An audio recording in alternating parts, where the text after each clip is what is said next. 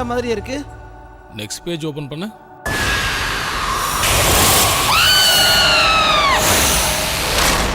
வைதேகி 1948 1974 வரைக்கும். புனர்ஜென்மம், புனர்மரணம். இதற்கு நடுவில் மனிதன் செய்யும் பாவ புண்ணியங்களே கர்மா.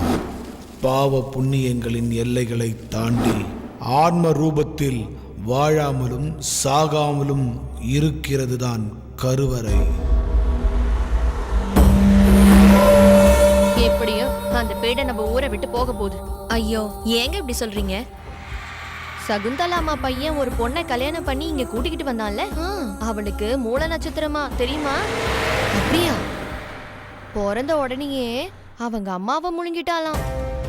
கிரகங்களின் கோச்சாரம், மக்களின் தவறான பேச்சு, அவளின் துரதிர்ஷ்டம், இவற்றின் காரணங்களே அறியாமல் உருவானதுதான் வைதேகியின் ஆன்மா. சகுந்தலாமாக்கு இந்த கல்யாணத்துல இஷ்டமே இல்லையா. அவங்க பேச்ச கேட்காம இவளதான் கல்யாணம் பண்ணிப்பான அவன் பிடிவாதமா இருந்தான். பார்க்க நல்லா அழகாவும் செவப்பாவும் இருந்ததுனால அவங்க வீட்டுல வேண்டான்னு சொல்லி அவன் கல்யாணம் பண்ணிக்கிட்டான்.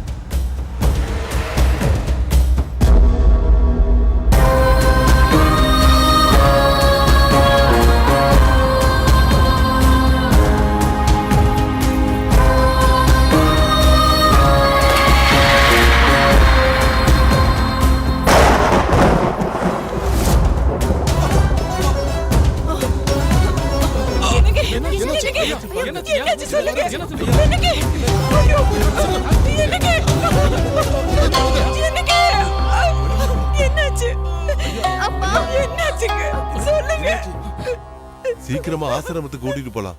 அங்க வச்சு வைத்தியம் பாத்துக்கலாம்.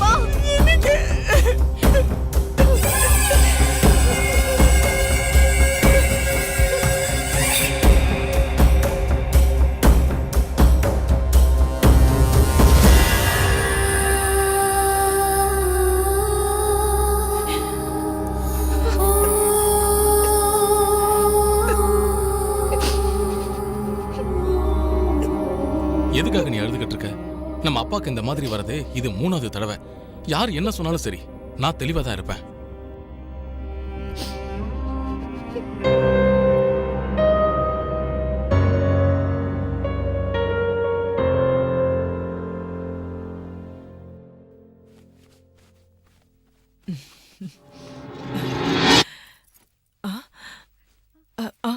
ஐயோ, ஏன் இப்படி?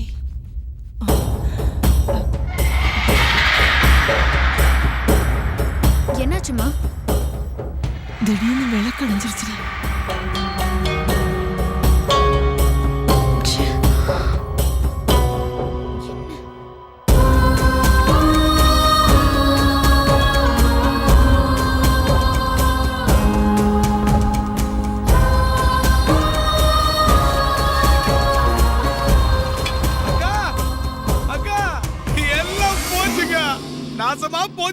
என்னடாச்சு பாஸ்கர்? அந்த ராம்நகர்ல இருக்கிற 2000 ஏக்கர் கேஸ்ல இருந்துச்சுல, அந்த நாகராஜ் எதிராளி டீம்ல அப்ரூவரா மாறிட்டாக்கா. அந்த 2000 ஏக்கரும் அவங்களுக்கு தான் சொந்தம் சொல்லி போய் சாட்சி சொல்லி கவுத்துட்டாங்க. அந்த நாகராஜனுக்கு புத்தி வர மாதிரி ஏதாவது செஞ்சாவணும் பாஸ்கர். ஆமா ஆமா, அந்த நாகராஜுக்கு புத்தி வந்து என்ன பிரயோஜனம்? நம்ம வீட்டுல தான் ஒரு மூதேவி உட்கார்ந்து இருக்க. எல்லாம் அவன் வந்ததுல. ஆமா, இன்னொரு முறை இந்த மாதிரி பேசுனீங்க மரியாதை கேட்டுரும், பாத்துக்கங்க. மாமா சொன்னதுல என்ன தப்பு இருக்கு? அவர் சரியா தான் சொன்னாரு. வாய் மூடு.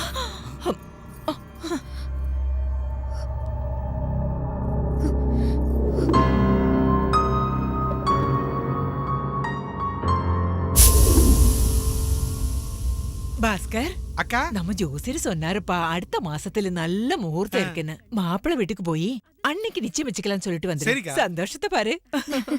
வாங்க ஜோசியரே வாங்க. உங்களை பத்தி தான் சொல்லிட்டு இருந்தோம். கொஞ்சம் நான் சொல்றத கேக்குறீங்களா? மாப்பிள்ளை வீட்டுல இருந்து இந்த சம்பந்தம் வேண்டான்னு சொல்லிட்டாங்க. என்னாச்சு? வரதட்சணை ஏதாவது ஜாஸ்தி கேக்குறாங்களா? அப்படி இல்ல, உங்க மகன் வைதேகிய கல்யாணம் பண்ணினதால அந்த கெட்ட நேரத்தால அவங்க குடும்பத்துக்கும் ஏதாவது ஆயிடுமோன்னு பயப்படுறாங்க. அதனால அவங்களுக்கு இந்த சம்பந்தம் வேண்டான்னு சொல்லிட்டாங்க.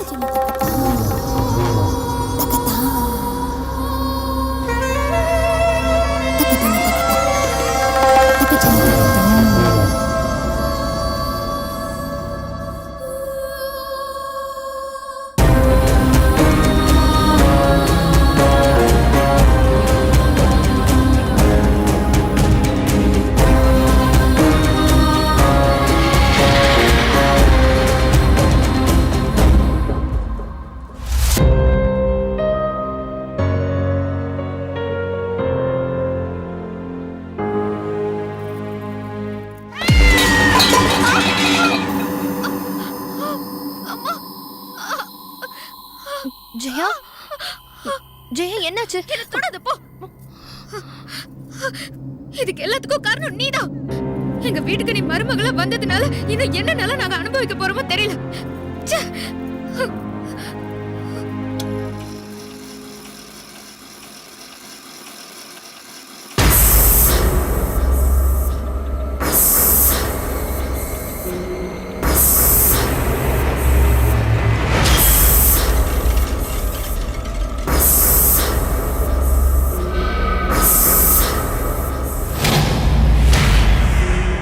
ஜெயா கொஞ்சம் அமைதியா இருமா.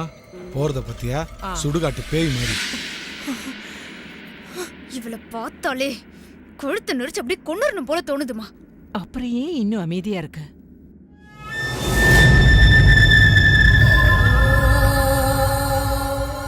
அப்புறம் ஏன் அது இன்னும் செய்யாம அமைதியா இருக்கேன்னு கேக்குறேன். அவளால இங்க யாரும் சாகாம இருக்கிறதுக்கு ஒரே வழி அவளை நம்ம சாகடிக்கணும். அம்மா அப்போ அண்ணனுக்கு ஏய் அதெல்லாம் அப்புறம் பாத்துக்கலாம். ஏதாவது ஒரு காரணம் சொல்லி உன் அண்ணனை வெளியூர் எங்கேயாவது அழிச்சிட்டு போயிடலாம். பாஸ்கர், இது கொலைன்னு மாத்திரம் யாருக்கும் தெரியக்கூடாது. இது குடும்பத்து மான பிரச்சனை. இந்த விஷயத்தை நான் பாத்துக்கிறேன்.